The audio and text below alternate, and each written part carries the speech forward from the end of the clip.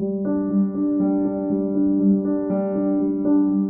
Is question number 13 जो कि class 11th NCERT periodic table से लिया गया है। इस क्वेश्चन में हमसे पूछा गया कि केटायंस का साइज स्मॉलर और एनायंस का साइज लार्जर क्यों होता है अपने पेरेंट एटम से। तो हम इसको देख लेते हैं। सपोज हम एक केटायन लेते हैं, एक एटम लेते हैं सोडियम।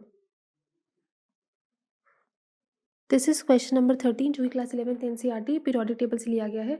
इस क्वेश्चन में हमसे पूछा गया है कि केटायंस का साइज स्मॉलर क्यों होता है और एनायंस का साइज लार्जर क्यों होता है अपने पेरेंट एटम से। तो सपोज हम ले लेते हैं सोडियम। तो सोडियम में हमें पता है, सोडियम का हम पहले कॉन्फ़िगरेशन लिख लेते हैं। इसका कॉन्फ़िगरेशन होता है 1s2 2s2 2p6 3s1। अब जब हमने इसका केटायन बनाया तो ये बन गया Na+ और ये बन गया 1s2 2s2 2p6। अब पहले यहाँ पे सोडियम में क्या था, हमारे पास टोटल नंबर ऑफ इलेक्ट्रॉन्स कितने थे, 11 थे, ये 2p6 है, और नंबर ऑफ प्रोटॉन्स भी कितने थे, 11 थे। अब क्या हुआ, हमारे जो नंबर ऑफ इलेक्ट्रॉन्स हो गए, एक इलेक्ट्रॉन हमने निकाल दिया तो नंबर ऑफ इलेक्ट्रॉन्स हो गए 10 और प्रोटॉन्स अभी भी सेम है, प्रोटॉन्स हो गए 11। ठीक है, तो अब क्या हुआ कि पहले equal number of electrons equal number of protons एक दूसरे को कैंसिल कर देते थे। अब क्या हो गया है, इलेक्ट्रॉन्स कम है, प्रोटॉन ज़्यादा है, प्रोटॉन ज़्यादा है मतलब पॉजिटिव चार्ज ज़्यादा हो गया। तो इस वजह से क्या होता है, अब पॉजिटिव चार्ज ज़्यादा है तो वो इलेक्ट्रॉन्स को अपनी तरफ पुल कर लेगा।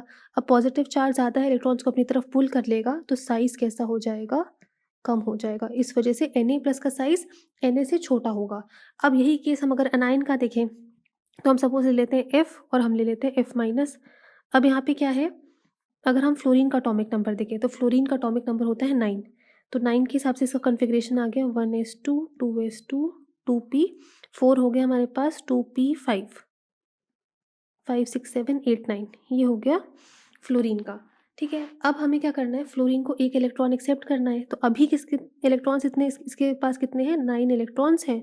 तो प्रोटॉन्स भी कितने हैं, 9 प्रोटॉन्स हैं। बट अब जब F- बना तो ये कॉन्फ़िगरेशन हो गया 1s2 2s2 2p6।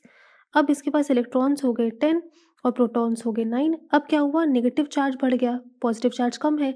तो क्या होगा, 9 इलेक्ट्रॉन्स 9 प्रोटॉन्स को तो 9 प्रोटॉन्स 9 इलेक्ट्रॉन्स को तो बैलेंस कर लेंगे, बट इसके पास एक इलेक्ट्रॉन ज़्यादा है। तो अब इलेक्ट्रॉन्स ओवर पावर कर गए प्रोटॉन्स को। तो जब हमारे पास इलेक्ट्रॉन्स का नंबर बहुत ज़्यादा बढ़ जाता है तो वो क्या करते हैं, न्यूक्लियस की फोर्स ऑफ अट्रैक्शन को कैंसिल आउट कर देते हैं। न्यूक्लियस की फोर्स ऑफ अट्रैक्शन का उन पे ज़्यादा फर्क नहीं पड़ता।